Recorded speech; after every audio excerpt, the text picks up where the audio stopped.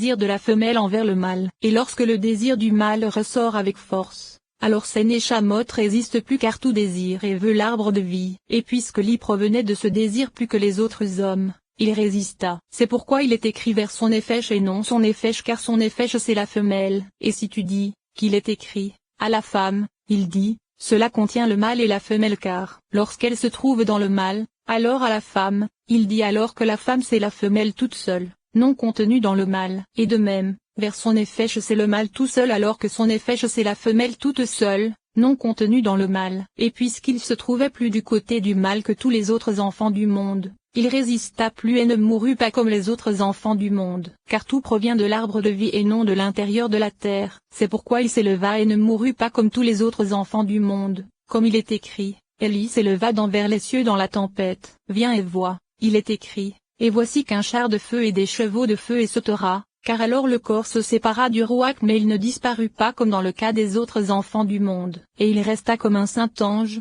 semblable aux autres saints supérieurs, accomplissant sa mission dans le monde. Et il a été dit que les miracles qui sont accomplis par le Saint béni soit-il dans le monde le sont par son intermédiaire apostrophe. Voici qu'il semble dans ce commentaire que sa Neshama était comme la Neshama des autres justes, mais c'est à cause de son surplus de sainteté qu'au moment de l'accouplement supérieur il s'éleva vers ce degré. Ainsi, il est également indiqué dans le commentaire que nous avons étudié dans le 12e chapitre à propos de Vivant et l'Éternel devant qui j'ai servi qu'il est possible qu'il s'agisse de Sandalphon, de la même façon que nous l'avons expliqué à propos d'Enoch vis-à-vis de Métatron, et qu'il était précisément un homme comme cela a été expliqué dans les chapitres précédents. Chapitre 15. Le Rambam, qu'il repose en paix, était convaincu que le sujet de la vision des anges se référait à notre père Abraham, qu'il repose en paix, et les autres, car c'est dans la vision que se trouvait la prophétie. Et ceci parce qu'il était convaincu qu'ils étaient infiniment fins et spirituels, sans aucune corporalité. C'est pourquoi la difficulté réside dans leur multiplicité, et la solution réside dans le fait qu'ils se multiplient de cause en conséquence, comme nous l'avons expliqué dans le 6e chapitre de la section sur l'ordre de la Tzilut. C'est pourquoi ceux qui vinrent après se posèrent un problème, car si les anges étaient au nombre de 10, il était nécessaire qu'ils eussent émané un par un car le jardin ne fonctionne que de cause en conséquence, et il en existe 10 catégories, les Eyot, les Ophanim, les Erelm, les Hashemalim, les Sepharim, les Malakim, les Elohim, les Bnei Elohim, les Kérubim et les Ishim. Et nous savons qu'il en existe bien plus car cela est indiqué par de très nombreux sujets. Mais cela n'a pas été bien compris et tout ce que nous en avons reçu se trouve dans les paroles du Rashbi, qu'il repose en paix, qui a expliqué qu'il est possible aux anges de s'épaissir et de se révéler dans l'air. Et ceci se trouve dans la paracha Wayera, viens et vois, lorsqu'Abraham fut circoncis, il s'assit en souffrance, et le Saint béni soit-il lui envoya 3 anges qui se révélèrent. Car à propos de quiconque peut voir les anges, il est écrit, il fait de ces anges des vents, et il les vit certainement car ils descendirent sur terre à l'image d'un homme. Et ceci ne devrait pas être difficile pour toi car ils sont assurément des esprits saints. Et lorsqu'ils descendirent dans le monde, ils se revêtirent avec l'air et les éléments de la matière, et ils apparurent au Fils de l'homme précisément à leurs propres images. Viens et vois. Abraham les vit sous l'image d'un homme, et bien qu'il fût en souffrance à cause de la circoncision, il courut les accueillir afin de ne pas se comporter différemment vis-à-vis de ce qu'il était avant cela. Voici qu'il est dit dans ce commentaire qu'il est possible pour les anges de se matérialiser et d'apparaître à ceux qui sont dotés des attributs et aux justes qui sont dotés de vision. De plus, nous avons appris que les anges ne connaissent dans ce monde que leur action dans leur domaine spécifique, et qu'outre cela ils n'ont aucune connaissance du monde. Et c'est ce qu'il est dit, où est Sarah, ta femme ?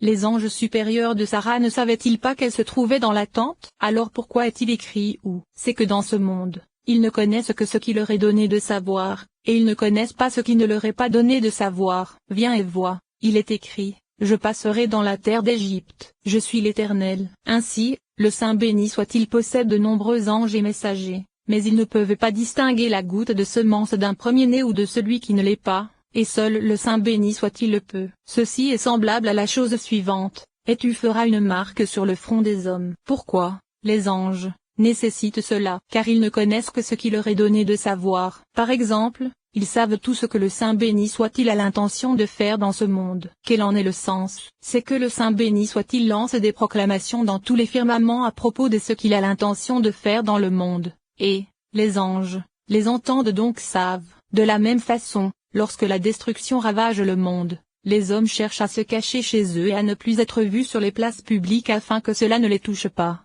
comme il est dit, et qu'aucun de vous ne franchisse la porte de sa maison jusqu'au matin. C'est à cause d'eux que l'on doit se cacher. Mais il n'est nul besoin de se cacher du Saint béni soit-il, car il est écrit, « Quelqu'un pourrait-il se cacher sans que je puisse le voir, dit l'Éternel. » Ceci est explicite. De plus, nous avons appris une troisième chose à propos des anges, et c'est que le principe de leur nourriture se trouve du côté des aides. C'est ce qu'il est dit, « Viens et vois. » Les hommes se levèrent de là, c'est-à-dire du repas qu'Abraham leur avait préparé et grâce à quoi il avait obtenu du mérite. Et bien qu'ils fussent des anges, il en tira du mérite, et il ne resta rien de ce repas de façon à ce qu'Abraham en tire du mérite, comme il est écrit, et ils mangèrent, c'est grâce à leur feu que, le repas, fut consumé. Et si tu dis qu'il existe 3 anges, un de feu, le second d'eau et le troisième d'air, sache que, chacun d'eux contient les voisins. C'est pourquoi ils mangèrent. Ceci est semblable à la chose suivante, ils virent l'Élohim, puis mangèrent et burent, car ils se nourrirent de la Shekinah. Ainsi, dans et ils mangèrent cela signifie qu'ils furent nourris depuis le côté où Abraham était attaché. C'est pourquoi il ne resta rien de ce qu'Abraham leur offrit. De la même façon, les hommes doivent boire de la coupe de bénédiction de façon à ce qu'ils méritent la bénédiction d'en haut. Et il en est de même pour ceux qui mangèrent de ce qu'Abraham leur avait préparé, afin qu'ils puissent se nourrir du côté d'Abraham car c'est de ce côté qu'émane la nourriture pour tous les anges supérieurs. Il est indiqué dans ce commentaire que la nourriture de tous les anges provient du côté des aides. De plus, j'ai trouvé à ce propos dans les Tikkunim que certains anges se nourrissent du côté de Géboura, que d'autres se nourrissent du côté de Tiferet, et ainsi de suite vis-à-vis de toutes les séphirotes. Mais ceci n'est pas contradictoire car leur nourriture à tous provient du côté de Ézède de façon identique. De plus, les commentateurs ont expliqué que la nourriture de tout ange dont le nom se termine en El, comme par exemple Michael provient du côté de la Séphira Ézède, que la nourriture de ceux dont le nom se termine en Ya provient du côté de Tiferet, et que la nourriture de ceux dont le nom se termine en N provient du côté de Géboura. Et il n'est pas besoin de chercher davantage car ils sortent tous des Écritures. En vérité, cela repose sur les Écritures par leur forme numérique, et les autres noms qui ne font pas partie de ces 3 catégories émanent des Écritures. De plus,